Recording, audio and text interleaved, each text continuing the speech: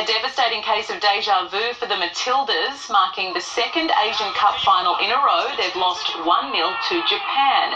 Australia dominated the game but couldn't find a goal and had their hearts broken when the Japanese scored in the 84th minute. Despite the loss, the Matildas have still qualified for next year's World Cup. And the girls know it. The Newcastle Jets will battle Melbourne City for a spot in the A-League Grand Final after City's 2-0 win over Brisbane. 2 second-half goals securing the result for Warren Joyce's men. In a huge boost for the Jets, injured skipper Nigel Bogard and Ronnie Vargas will be named in Ernie Merrick's 18-man squad for Friday night's match at McDonald Jones Stadium. The GWS Giants have held off a late surge by St Kilda to finish with a 73-all draw in Melbourne. It was a tight contest for much of the match, the Giants stretching their lead to 18 points in the final quarter before the Saints fought back. The Giants remain on top of the AFL ladder. The Swans' young guns stood tall in a disappointing 10-point loss to an injury-hit Adelaide outfit. Zach Jones and Isaac Heaney were impressive for Sydney, Jones collecting 27 disposals and a goal, and Heaney finishing with 19 touches and a goal of his own. He's had a great season so far for us, and moving into the midfield's something that he's added to his game, which is fantastic. We always knew he was a midfielder, but obviously his marking ability is fantastic as well. He's always an option up there for us. Chris Lee's trained Lorraine fell just short of claiming the Group 1 all-age stakes at Randwick, overrun by trapeze artist. Trapeze artist goes to Lorraine. Oh, he leaps to another level today. Damien Oliver-ridden Seabrook took out the Champagne Stakes. Ben Smith trained Eldorado Dreaming, storming home for third. Newcastle Rugby League is back and in a big way. Cessnock smashing Maitland 36-0. The Bulldogs beat Souths and the Scorpions started their season just as they finished last year. Macquarie made their intentions clear from kick-off, a Matt Simon intercept and he was in.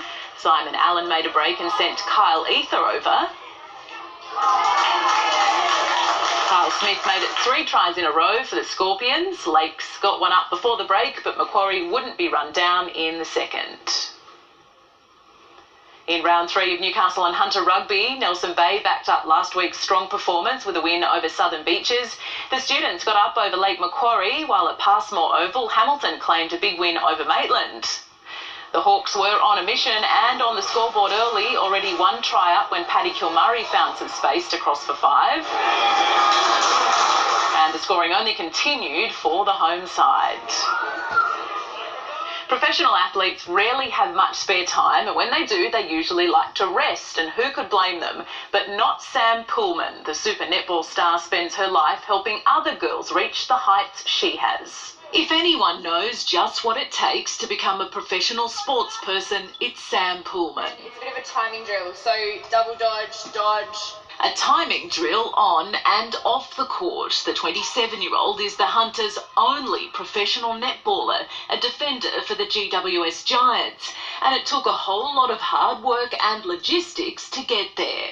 I had so many challenges and had a really supportive family to take me down to Sydney 6 days a week, and I was very determined to bring that opportunity here so that I saw more athletes from this region progress through the pathway. Thanks to Sam, some of those challenges are being removed for the next crop of future netball stars. Her program, aptly named Aspire, is bringing the expertise here. I think it's bringing a high quality program here to the Hunter. We find it hard to go from this region into Sydney, and for us to get more of an opportunity here locally so we don't have to spend too much time on the freeway. We first visited Aspire back in August last year. Then it was a small program run through the Hunter Academy of Sport. Now Sam runs 3 programs, reaching 402 athletes and counting. It just obviously adds a bonus to their training that they're already doing. So it's nice to see their hard work and their training and what they're learning on off court then go and flourish when they start playing. And you never know just how many future super netballers the region might produce. there's 17,000 registered netballers in the Hunter region, so that's a massive talent pool that we have, and I think there is that missing link between girls playing here and being passionate about it and then actually progressing to play for the state, and then hopefully the Giants or the Swifts in the professional league. So for me, Aspire really sits in that gap and hopefully gives more opportunities to more athletes in this region.